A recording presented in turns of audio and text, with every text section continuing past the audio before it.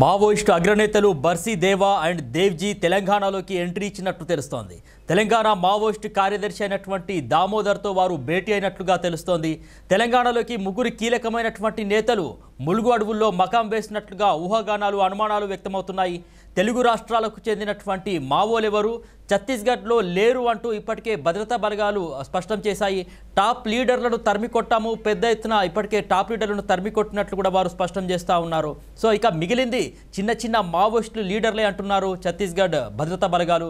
ఇక ఛత్తీస్గఢ్ భద్రతా బలగాలు ఏదైతే స్థానిక నాయకత్వంతో పునర్నిర్మాణం అవుతున్నటువంటి మావోయిస్టు పార్టీ ఎవరైతే బర్సీ దేవ కోసం ఇప్పటికే భద్రతా బలగాలు మరి వేట మొదలుపెట్టినటువంటి పరిస్థితి, అడవుల్లో ముమ్మరమైనటువంటి గాలింపులు కూడా చేస్తున్నటువంటి పరిస్థితి. సో బర్సీ దేవ మరి తెలంగాణకు ఎందుకు వచ్చాడు అనేటటువంటి చర్చ కూడా మొదలైంది. ఏదైతే స్థానిక నాయకత్వంతో పునర్నిర్మాణం అవుతున్నటువంటి మావోయిస్టు పార్టీని బలోపేతం చేయడానికే తెలంగాణ అడవుల్లో ఏదైతే ములుగు అడవుల్లోకి బర్సీ దేవ ఎంట్రీ ఇచ్చాడా అనేటటువంటి అనుమానాలు కూడా వ్యక్తమవుతున్నాయి. హిడ్మా ఎన్కౌంటర్కు ప్రతీకారం తెలంగాణ గడ్డ నుంచే తీర్చుకోబోతున్నాడా బర్సీ దేవ?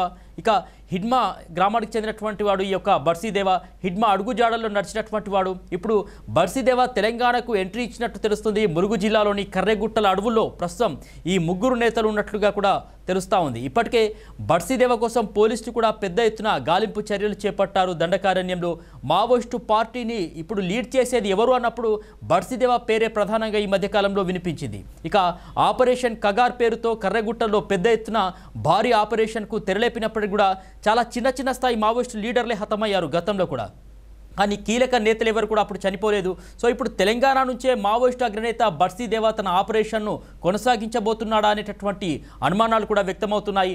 బర్సీ దేవతో పాటు తెలంగాణ ప్రాంతానికి సంబంధించిన మరో ఇద్దరు కీలక నేతలు, అటు దామోదర్ అలియాస్ బడే చొక్కారావు, తిప్పరి తిరుపతి, దేవ్జీ, వీళ్ళు తెలంగాణకు సంబంధించినటువంటి వారి ఆపరేషన్ కగార్ కర్రెగుట్టలో జరిగిన తర్వాత కూంబింగ్ తర్వాత అగ్రనేతలు మళ్ళీ ఇప్పుడు అక్కడికి వచ్చి ఆశ్రయం పొందడంతో పోలీసు భద్రతా బలగాలు సైతం దీని ఒక ఛాలెంజింగ్గా తీసుకునేటటువంటి పరిస్థితులు నెలకొన్నాయి.